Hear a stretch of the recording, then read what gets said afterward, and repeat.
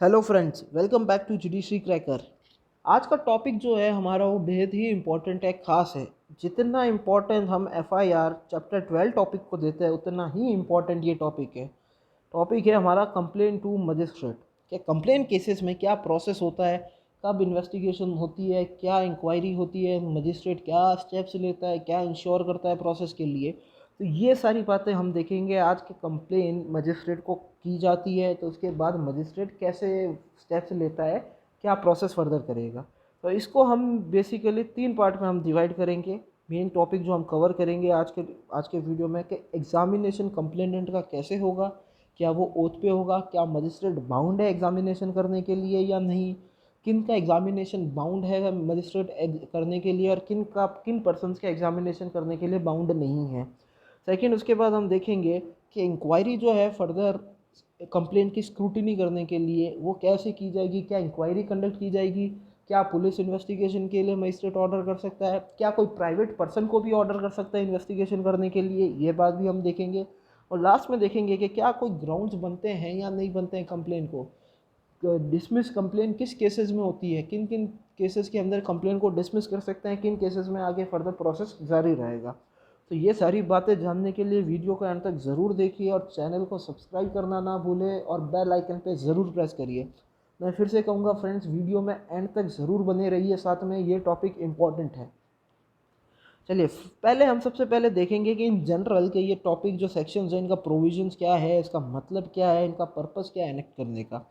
सबसे पहले यही है कि जो भी झूठी, फॉल्स, फ्रिविलस, वेक्सेशियस कंप्लेंट्स होती है मजिस्ट्रेट के पास, जिनका पर्पस सिर्फ यही होता है कि अक्यूज्ड को हरास किया जाए, वैसी सारी कंप्लेंट्स को दूर कर देना, हटा देना, प्राइमा फेसाई केस को एंटरटेन ही नहीं करना। दूसरा, ये सेक्शंस जो है ये बहुत ही इंपॉर्टेंट है। ये सेक्शन सिर्फ उन्हीं केसेस पे अप्लाई होता है जिनका कोग्निजेंस मजिस्ट्रेट ने कंप्लेंट पे लिया है। जिन केसेस का कोग्निजेंस मजिस्ट्रेट ने कंप्लेंट पे लिया है उसी पे ये सेक्शन 200 से 203 सीआरपीसी अप्लाई करेंगे, बाकी किसी पे अप्लाई नहीं करेगा। थर्ड, अब ये एक और क्वेश्चन आप गांठ बांध लीजिए कि मजिस्ट्रेट जब भी कंप्लेन आती है उसके पास, वो बाउंड है कंप्लेनेंट को एग्जामिन करने के लिए, बाउंड है, उसके पास कोई डिस्क्रिशनरी पावर नहीं है। वो कंप्लेनेंट का एग्जामिनेशन करके वो क्या कर सकता है, या तो समन इशू कर देगा, या इंक्वायरी का ऑर्डर दे देगा, या कंप्लेन को डिसमिस कर देगा अगर उसे जैसा ठीक लगता है। पर ध्यान रखना, दो चीज़ें एटमोस्ट इंपॉर्टेंट। ये उन्हीं केसेस पे अप्लाई करेगा जिनका मजिस्ट्रेट ने कोग्निजेंस किस पे लिया है, कंप्लेन पे लिया है। और दूसरा यह है कि कंप्लेनेंट को एग्जामिन करने के लिए मजिस्ट्रेट बाउंड है, कोई डिस्क्रिशनरी पावर नहीं है मजिस्ट्रेट के पास। अब देखते हैं हम सबसे पहला टॉपिक हमारा एग्जामिनेशन ऑफ कंप्लेनेंट। अब एग्जामिनेशन ऑफ कंप्लेनेंट में हम देखेंगे कि मजिस्ट्रेट जो है वो बाउंड है। यहाँ जो वर्ड यूज़ किया गया है, क्या किया गया, शैल किया गया है। मजिस्ट्रेट जो है विटनेसेस को, कंप्लेनेंट को और ओथ पे एग्जामिन करेगा। मजिस्ट्रेट क्या करेगा, बाउंड है, पहले तो विटनेसेस अगर कुछ अवेलेबल है तो उनका कंप्लेनेंट के साथ एग्जामिनेशन करना। एग्जामिनेशन किस पे होगा, ओथ पे होगा। और मजिस्ट्रेट उसके बाद क्या करेगा, जो भी एग्जामिनेशन का सब्सटेंस है उसे राइटिंग में रिकॉर्ड करेगा, जिसको साइन किए जाएंगे, हस्ताक्षर किए जाएंगे मजिस्ट्रेट के द्वारा, विटनेसेस के द्वारा, कंप्लेनेंट के द्वारा। इनमें से जो भी प्रेजेंट है, जिनका भी एग्जामिनेशन हुआ होगा, उन सबके साइन होंगे। अब इसका पर्पस क्या है ये करने का, कि ऑब्जेक्ट एक ही है कि सर्टेन करना, पता लगाना कि क्या प्राइमा फेसाई, क्या पहली नज़र में, पहली दिशा में कोई केस बनता है या नहीं बनता है अक्यूज पर्सन के अगेंस्ट में, जिस पर्सन के अगेंस्ट में एलिगेशन लगाए गए हैं। अगर प्राइमा फेसाई केस नहीं बनता है तो मजिस्ट्रेट क्या करेगा, सीधा जैसा हमने पीछे का 203 में डिसमिस कर देगा। केस बनता है तो फर्दर प्रोसेस जो है आगे कंटिन्यू करेगा। और एक चीज़, जैसा मैंने कहा यहाँ वर्ड शैल यूज़ किया गया, तो ये प्रोविजंस जो है मंडेटरी नेचर के हैं, डिस्क्रिशनरी नहीं है। ये ध्यान रखना, मजिस्ट्रेट बाउंड है, अगर कोई भी कंप्लेन उसने एंटरटेन किया है, कोग्निजेंस लिया है, तो उस पर एग्जामिनेशन करना ही करना ओथ पे विटनेसेस का। अब हम आगे देखते हैं कि मजिस्ट्रेट एग्जामिनेशन कब नहीं करेगा, कब ज़रूरी नहीं है कि मजिस्ट्रेट एग्जामिनेशन विटनेसेस का या कंप्लेनेंट का ना करे। फर्स्ट, जब कंप्लेन जो है अगर पब्लिक सर्वेंट ने की है, अगर पब्लिक सर्वेंट ही कंप्लेनेंट है तो नेसेसरी नहीं है कि उसका एग्जामिनेशन करे, वो वैसे ही कंटिन्यू कर सकता है। सेकंड, जब कंप्लेन जो है राइटिंग में की गई है, कंप्लेन राइटिंग में की गई है और मजिस्ट्रेट ने केस जो है वो मेक ओवर कर दिया है, यानी अपने पास से किसी और मजिस्ट्रेट को केस ट्रांसफ़र कर दिया है, तब जिस मजिस्ट्रेट को ट्रांसफ़र किया है उसको ज़रूरी नहीं है कि वो उस कंप्लेनेंट और विटनेसेस को री एग्ज़ामिन करे, फिर से उनके स्टेटमेंट्स ले, फिर से उनका एग्जामिनेशन करके सब्सटेंस रिकॉर्ड करे। जो पहले मजिस्ट्रेट ने रिकॉर्ड किए थे वो भी काम चला सकते हैं, अगर उसकी इच्छा करे तो वो फिर से रिकॉर्ड कर सकता है। इसका मतलब ये नहीं है कि वो खुद से चाहे तो फिर से री एग्ज़ामिन नहीं कर सकता, पर वो बाउंड नहीं है, उसे ऐसे करने की कोई आवश्यकता नहीं है। अगर उसे आवश्यकता लगती है तो वो फिर से रिकॉर्ड भी कर सकता है, नहीं तो जो पहले मजिस्ट्रेट ने रिकॉर्ड किए थे वो कंटिन्यूएशन में चल जाएंगे। तो मजिस्ट्रेट विटनेसेस का एग्जामिनेशन या कंप्लेनेंट का एग्जामिनेशन किन दो केसेस में नहीं करेगा? फर्स्ट, जब केस पब्लिक सर्वेंट का हो, पब्लिक सर्वेंट ही कंप्लेनेंट हो। सेकंड, जब केस मेक ओवर कर दिया गया हो, तो जिस मजिस्ट्रेट के पास वो पहुंची है कंप्लेंट केस, उसको री एग्जामिन करने की ज़रूरत नहीं है। प्रायर मजिस्ट्रेट ने जो भी स्टेटमेंट रिकॉर्ड किए होंगे वो सब काम आ जाएंगे। अब सेकंड हम देखेंगे कि ये सेक्शन हम देख रहे हैं 201 सीआरपीसी कि जब कंप्लेन हमने गलत कोर्ट में कर दी है उस केस में मजिस्ट्रेट क्या प्रोसेस लेगा। अगर कंप्लेन हमने राइटिंग में करी है तो मजिस्ट्रेट क्या करेगा, रिटर्न कर देगा आपको प्रॉपर कोर्ट में प्रेजेंट करने के लिए। मजिस्ट्रेट कंप्लेन आपको वापस रिटर्न कर देगा। सेकंड, अगर कंप्लेन हमने ओरल की है, राइटिंग में नहीं की है, क्योंकि हमें सेक्शन 2D सीआरपीसी बोलता है कंप्लेन आप ओरल राइटिंग किसी में भी कर सकते हो। अगर कंप्लेन आपने ओरल की है, राइटिंग नहीं की है, तो वो क्या करेगा, प्रॉपर कोर्ट में कंप्लेनेंट को जाने के लिए डायरेक्ट कर देगा, बता देगा कि प्रॉपर कोर्ट कौन सा है, आप वहाँ पे जाइए कंप्लेन करिए। तो ये सेक्शन 201 कि जब कंप्लेन आपने गलत कोर्ट में कर दी है, कॉम्पिटेंट कोर्ट में नहीं की है, जब मजिस्ट्रेट कॉम्पिटेंट नहीं होता है आपका इशू कंप्लेन का कोग्निजेंस लेने के लिए। अब हम देखेंगे कि inquiry for scrutiny of complaint, ये है सेक्शन 202 जिसको हम जानते हैं postponement of issue of process के नाम से भी। अब इसके अंदर क्या है, जब मजिस्ट्रेट ने कंप्लेन ली, विटनेसेस को एग्जामिन किया, अब मजिस्ट्रेट को लगता है कि अक्यूज्ड पर्सन जो है वो उसके जुरिस्डिक्शन के बाहर रह रहा है, तो वो क्या करेगा, वो पोस्टपोन कर सकता है इशू ऑफ प्रोसेस करके अक्यूज के अगेंस्ट में, या फिर वो इंक्वायरी कर सकता है, खुद इंक्वायरी बैठा सकता है, या इन्वेस्टिगेशन के लिए किसी पर्सन को डायरेक्ट कर सकता है। अब ध्यान से सुनिएगा फ्रेंड्स, या इन्वेस्टिगेशन के लिए वो पुलिस ऑफिसर को भी डायरेक्ट कर सकता है और कोई private person, any other person को भी वो डायरेक्ट ऑथराइज कर सकता है, ध्यान रखना। यही अभी मैं इसको डिफरेंस बताऊंगा आपको, फिर से सेक्शन 202 और 156(3) के बीच का डिफरेंस आपको फिर समझाऊंगा, क्योंकि मजिस्ट्रेट तो इन्वेस्टिगेशन का ऑर्डर 156(3) में भी देता है, इन्वेस्टिगेशन का ऑर्डर यहाँ 202 में भी देता है। यही सेम डिफरेंस मैंने आपको जब एफआईआर वाली बताई थी वीडियो कॉन्सेप्ट सीरीज पार्ट 2 के अंदर भी मैंने आपको ये डिफरेंस बताया था। मैं ये फिर से आपको क्लियर कर दूंगा, ये डिफरेंस बहुत ही इंपॉर्टेंट है इंटरव्यू के ध्यान से, इंटरव्यू के लिए भी, और प्रीलिम्स में भी बहुत बार कंफ्यूज हो जाते हैं कि जब ऑप्शंस आते हैं कि इन्वेस्टिगेशन का ऑर्डर मजिस्ट्रेट इन केसेस में कहाँ कहाँ दे सकता है। तो ध्यान रखना, अभी जो स्क्रूटिनी या मजिस्ट्रेट को अगर लगा कंप्लेन लेने के बाद कि अक्यूज पर्सन उसके जुरिस्डिक्शन के बाहर रह रहा है, तो वो जो प्रोसेस है वो इशू पोस्टपोन कर सकता है, इशू कर सकता है अक्यूज के अगेंस्ट प्रोसेस, और या तो इंक्वायरी कर लेगा खुद, नहीं तो दूसरा इन्वेस्टिगेशन के लिए किसी को ऑर्डर दे देगा। इन्वेस्टिगेशन किन को दे सकता है, दो पर्सन को, या तो पुलिस ऑफिसर को या एनी अदर पर्सन को। यहाँ अब यहाँ पे जो सेक्शन 202 का पर्पज़ है, मेन ऑब्जेक्ट है, ये इसीलिए है कि मजिस्ट्रेट को एक ओपिनियन बनाने के लिए सक्षम करना, मजिस्ट्रेट एक अपना ओपिनियन एनेबल कर सके कि क्या प्रोसेस इशू किया जाना चाहिए या नहीं किया जाना चाहिए, क्या प्रोसीडिंग्स फर्दर कंटिन्यू की जानी चाहिए या नहीं की जानी चाहिए। यही मेन ऑब्जेक्ट है यहाँ पे फर्दर जो इशू, जो इंक्वायरी करने का, इन्वेस्टिगेशन कंडक्ट करने का, क्या प्रोसेस इशू किया जाए या नहीं किया जाए, क्या कंप्लेन 203 में हमने डिसमिस कर देनी चाहिए या 204 में हमने प्रोसेस इशू कर देना चाहिए। यही मेन पर्पस है। ये एक तरीके से हम बोल सकते हैं कि यहाँ पे जैसे हम एफआईआर में बोलते हैं ना इन्वेस्टिगेशन कंडक्ट हो रही है, वैसे यही मेन सोर्स है ये सेक्शन 202, जहाँ पे हम कह सकते हैं कि एविडेंस कलेक्ट किए जाते हैं कि प्राइमा फेसी केस लगता है या नहीं लगता है, सफिशिएंट एविडेंस है या नहीं है। अब यहाँ हम अब बात करते हैं हम डिफरेंस की जो हम बात करेंगे 156(3) की और सेक्शन 202 की। अब ध्यान रखना फ्रेंड्स, 156(3) जो है मेन, आपको मैं बता सकता हूँ कि इन्वेस्टिगेशन का जो ऑर्डर दिया जाता है ना यहाँ पे, वो कोग्निजेबल ऑफेंस में दिया जाता है, यहाँ पे कंप्लेन केस में दिया जा रहा है इन्वेस्टिगेशन का ऑर्डर।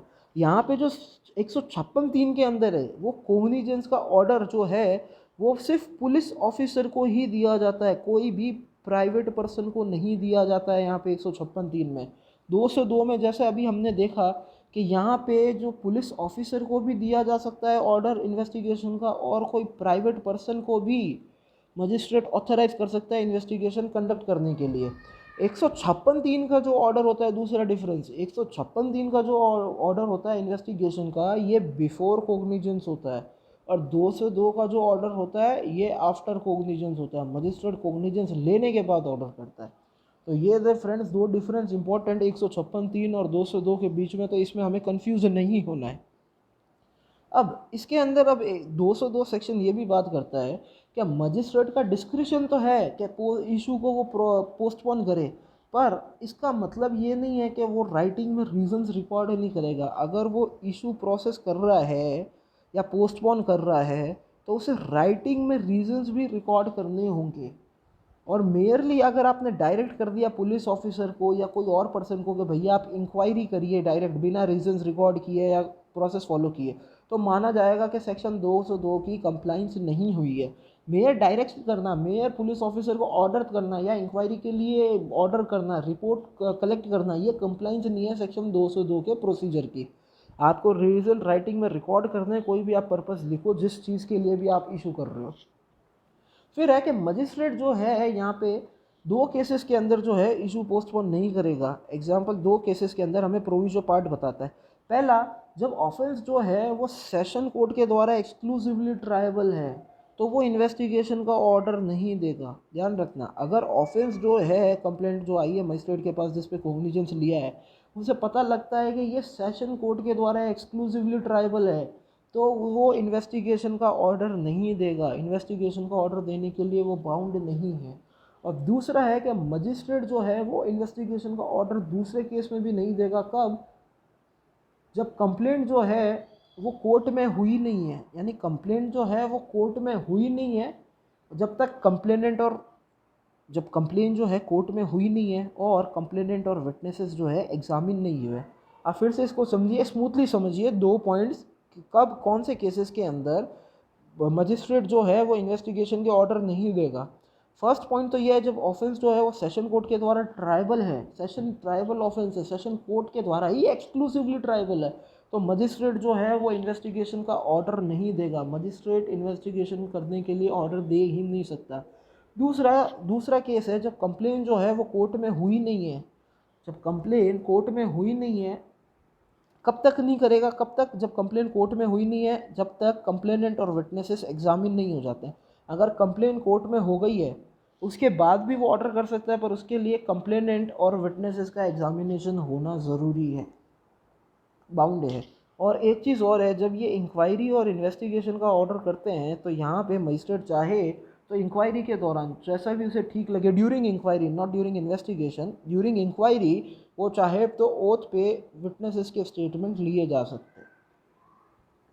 तो ये था फ्रेंड्स सेक्शन 202, जो हमने देखा कि मजिस्ट्रेट का क्या पर्पस होता है यहाँ पे पोस्टपोन इशू करने का प्रोसेस, क्या इंक्वायरी होती है, इन्वेस्टिगेशन का ऑर्डर कब दिए जा सकते हैं, कब इन्वेस्टिगेशन के ऑर्डर नहीं दिया जा सकते हैं, 156(3) और 202 के बीच का क्या डिफरेंस है, ये सारी बातें अभी हमने देखी। अब हम देखते हैं लास्ट के कंप्लेन, जब ये निष्कर्ष क्या निकलता है इंक्वायरी एविडेंस का कि कंप्लेन जो है अगर सफिशिएंट मींस ऑफ प्रोसिक्यूशन नहीं मिलते हैं, सफिशिएंट ग्राउंड नहीं मिलते हैं, तो ऐसे केस के अंदर कब कंप्लेंट को डिसमिस किया जा सकता है। तो ये है हमारा सेक्शन 203। 203 हमें बताता है डिसमिसल ऑफ कंप्लेंट। इसके अंदर हमें बताया गया है कि जब स्टेटमेंट कंप्लेनेंट के हमने मजिस्ट्रेट ने एग्जामिन किए हैं सेक्शन 200 के अंदर और वहीं से पता लग रहा है कोई ऑफेंस ही नहीं बन रहा है, तो सीधा डिसमिस कर सकते हैं कंप्लेंट को। जब मजिस्ट्रेट जो लगता है कि कंप्लेनेंट के स्टेटमेंट को डिस्ट्रस्ट करता है, यानी उसे यकीन नहीं है कि ये स्टेटमेंट सही होंगे, ये गलत भी हो सकते हैं, तब भी वो उसे कंप्लेंट को डिसमिस कर सकता है। तीसरा, जब इंक्वायरी या इन्वेस्टिगेशन का ही कंक्लूजन ये आया कि कोई ग्राउंड मिला ही नहीं है, कोई ग्राउंड अवेलेबल ही नहीं है, जो सफिशिएंट ग्राउंड्स ऑफ प्रोसीडिंग नहीं है, यानी सफिशिएंट एविडेंस नहीं मिले जो केस को प्राइमा फेसाई प्रूव कर सके कोर्ट में, तो मजिस्ट्रेट इस केस के अंदर डिसमिस कर देगा कंप्लेंट को। अब जो सेक्शन 203 में एक वर्ड यूज़ ये किया गया था कि सफिशिएंट ग्राउंड फॉर प्रोसीडिंग। अब ये जो सफिशिएंट ग्राउंड फॉर प्रोसीडिंग है, इसका मतलब क्या है कि कोई एविडेंस जो है वो आपको प्राइमा फेसाई केस में मिल ही नहीं रहा है, मेकआउट ही नहीं हो रहा है। अगर प्राइमा फेसाई केस में मेकआउट हो रहा है सफिशिएंट ग्राउंड फॉर प्रोसीडिंग, अगर प्राइमा फेसाई केस में एविडेंस अवेलेबल है, मेकआउट हो रहा है जो ट्रायल में कन्विक्शन में हेल्प करे, तो बोला जाएगा कि सफिशिएंट ग्राउंड ऑफ प्रोसीडिंग है। नहीं तो नहीं है। तो ये थे फ्रेंड्स आज हमने जो देखा इंपॉर्टेंट टॉपिक। एक बार इसको समअप कर लिया जाए फिर से, सेक्शन 200, 201, 202 और 203 को। 201, 200 हमें बताता है कि मजिस्ट्रेट जो है वो बाउंड है कंप्लेनेंट विटनेसेस को एग्जामिन करने के लिए, फिर वो सब्सटेंस राइटिंग में रिकॉर्ड होगा और इन तीनों द्वारा साइन किया जाएगा। 201 हमें बताता है कि, और दूसरा हमें ये भी बताता है सेक्शन 200 कि किन दो केसेस के अंदर मजिस्ट्रेट को एग्जामिनेशन करने की ज़रूरत नहीं है। 201 हमें बताता है कि जब रॉन्ग कोर्ट के अंदर एप्लीकेशन फाइल हो गई है, कंप्लेंट फाइल हो गई है, तो उस केस का प्रोसीजर क्या होगा। सेक्शन 202 बताता है कि इशू ऑफ प्रोसेस हम कब कर सकते हैं, postponement of issue of process कब कर सकते हैं, इंक्वायरी कब हम इंक्वायरी कब ऑर्डर कर सकते हैं, इन्वेस्टिगेशन कब ऑर्डर कर सकते हैं। ये सारी चीज़ें हमें 202 बताता है। और किस केसेस के अंदर इन्वेस्टिगेशन का ऑर्डर मजिस्ट्रेट नहीं कर सकता है। 203 हमें बताता है वो ग्राउंड जिसके बेसिस पे कंप्लेंट को डिसमिस किया जा सकता है, कंप्लेंट को कब मजिस्ट्रेट डिसमिस कर सकता है। तो ये था फ्रेंड्स आज के वीडियो में। अब नेक्स्ट वीडियो में हम देखेंगे इसी के साथ कि कोग्निजेंस मजिस्ट्रेट कैसे लेता है और कमेंसमेंट ऑफ प्रोसीडिंग मजिस्ट्रेट के सामने कैसे होती है। जो अभी तक हमने देखा है कि एफआईआर वाले केसेस के अंदर इन्वेस्टिगेशन कंक्लूजन कैसे होता है, रिपोर्ट सबमिट हो गई। कंप्लेंट केसेस में हमने देख लिया कि कैसे होता है, मजिस्ट्रेट क्या प्रोसेस करता है। अब हम देखेंगे कि एफआईआर की जो रिपोर्ट वगैरह का है वो कौन सा मजिस्ट्रेट कोग्निजेंस ले सकता है, और साथ ही कि कंप्लेंट का हम देखेंगे कि प्रोसीडिंग्स मजिस्ट्रेट के सामने कैसे कमेंस की जाती है। तो यही होगा फ्रेंड्स हमारा नेक्स्ट टॉपिक वीडियो का। तो चैनल को सब्सक्राइब करना ना भूलें। ये वीडियो अगर आपको पसंद आया तो वीडियो को लाइक ज़रूर करिए और इसे शेयर ज़रूर करिए। Thank you, have a good day, that's all for the day.